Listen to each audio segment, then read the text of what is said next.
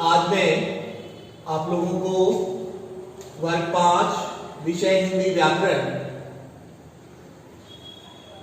Part 1 का प्रश्नोत्तर करवाने जा रहा हूं। आप लोग अपनी अपनी उत्तर पुस्तिका निकालकर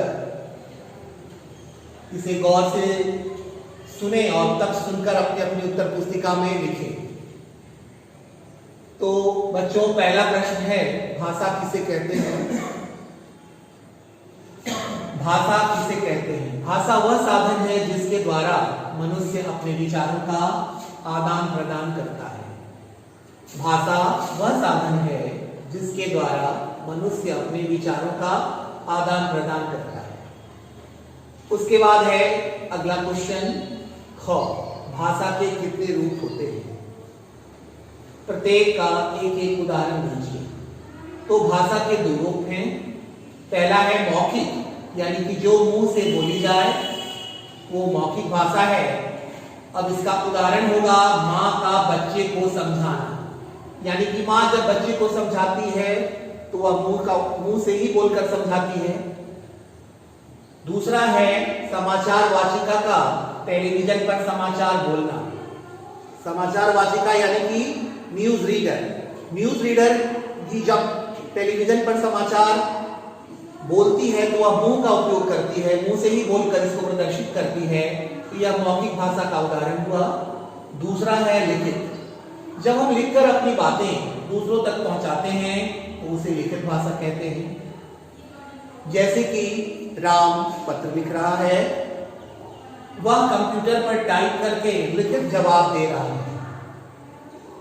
तो ये हो गया भाषा के दो रूप, मौखिक और लिखित, उदाहरण के साथ। अब अगला क्वेश्चन है, लिपि किसे कहते हैं? भाषा के लिखने के ढंग को लिपि कहते हैं। भाषा के लिखने के ढंग को लिपि कहते हैं। इसके बाद है व्याकरण किसे कहते हैं?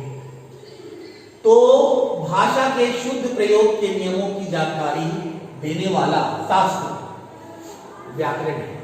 यानी कि जिस शास्त्र के जरिए हम शुद्ध शुद्ध बोलना, लिखना और पढ़ना सीखते हैं वह व्याकरण है। इसके बाद है बच्चों जोड़े मिलाएं, यानी कि मैचिंग।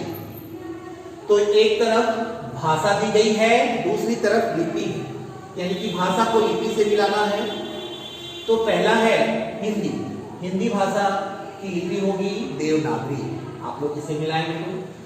अंग्रेजी भाषा की लिपि होगी रोमन, उर्दू फारसी, पंजाबी गुरुमुखी, संस्कृत देवनागरी। फिर एक बार मैं इसे दोहरा देता हूं बच्चों। हिंदी देवनागरी, अंग्रेजी रोमन, उर्दू फारसी, पंजाबी गुरुमुखी, संस्कृत देवनागरी। तो बच्चों, आज आपका हिंदी व्याकरण का यह पहला पाठ अब समाप्त होता है। धन्यवाद।